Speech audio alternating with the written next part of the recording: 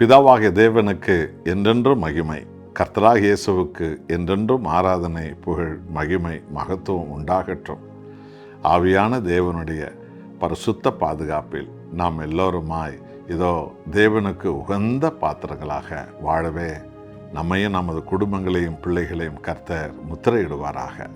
கிறிஸ்துவுக்கு சொந்தமானவர்களே, 119 சங்கீதம் 72வது வசனத்தை வாசித்து பாருங்கள். தாவீது இப்படியான ஒரு மாபெரும் விசுவாச அறிக்கையை கிறிஸ்துவ உலகம் முழுவதற்கும் இன்றைக்கும் அவர் பேசிக்கொண்டே இருக்கிறார். அநேகமாயிரம் பொன் வெள்ளியை பார்க்கலும் நீர் விளம்பின வேதமே எனக்கு நலம் என்று தாவீது சொன்னார்.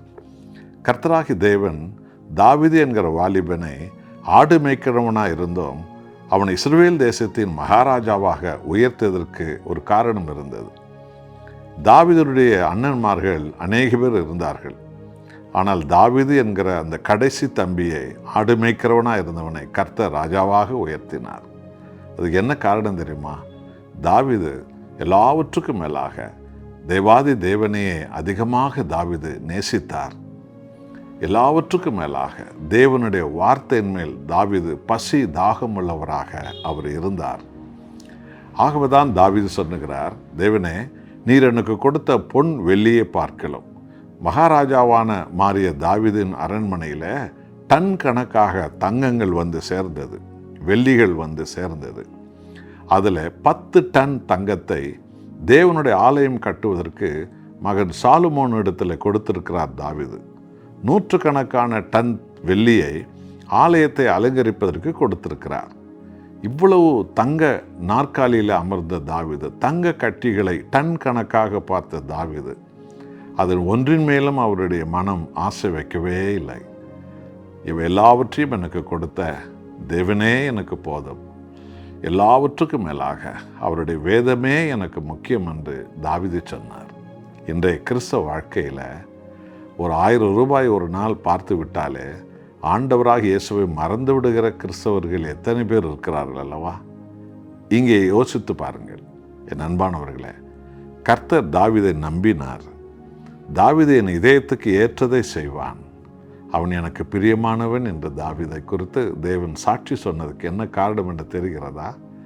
தாவீது பொன்னை விட, வெள்ளியை விட, உலக பதவியை விட, உலக மேன்மை விட கர்த்தராகிய தேவனை அவர் மேன்மையாக பற்றி கொண்டார், தன் உயிராக பற்றி கொண்டார்.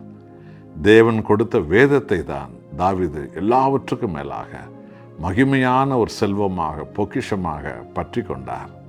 என் அன்பான தேவ ஜனங்களே, ஆகவே தான் கர்த்தராகிய தேவன் தாவீதை உயர்த்தி அவரை அபிஷேகித்து ஆண்டவராக இயேசு கிறிஸ்துவனுடைய பிறப்பு, அவருடைய வருகை, அவருடைய பாடுகள், அவருடைய மகிமை, அவருடைய அற்புதம், அவருடைய சிலுவை காயங்கள், அவர் சிலுவையில் உயிர் கொடுத்தது, அவர் 3ஆம் நாள் உயிரோடு எழுவது, பரலோகம் செல்வது, திரும்பவும் வருவது என்ற மகிமையான சத்தியத்தை சங்கீதங்களாக தாவீது பாடும்படி தேவன் செய்தார். கர்த்தர் தாவீதை நம்பியதற்கு என்ன காரணம் தெரியுமா? வேதம்தான் காரணம். இந்த வேதத்தின் மேல் தாவீது அளவிட முடியாத அந்த ஆசையை, அந்த இன்பத்தை அவர் தேவனுடைய சமூகத்தில் வைத்தார். இதைத்தான் உங்களிடத்திலும் இன்றைக்கு ஆண்டவர் எதிர்பார்க்கிறார். உலக பிரகாரமான செல்வங்கள் எல்லாம் கர்த்தருக்கு அற்பமானவைகள். ஆனால் மகிமையான செல்வம் நம் ஆண்டவராக இயேசு கிறிஸ்துவே.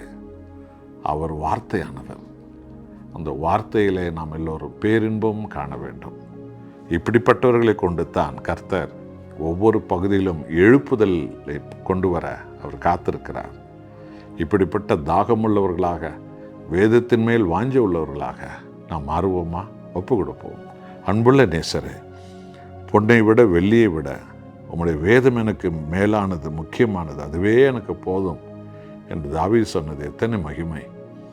இப்படிப்பட்டவர்களாக இன்றைக்கு ஒரு ஊழியர்கள் வர வேண்டும், போதகர்கள் வர வேண்டும், பாதிரியார்கள் வர வேண்டும், சபையில் வாஞ்சிக்குள்ள விசுவாசிகள் வர வேண்டும், உலகம் முழுவதும் உள்ள கிறிஸ்தவ ஜனங்கள் இப்படிப்பட்டவர்களாக வர வேண்டும்.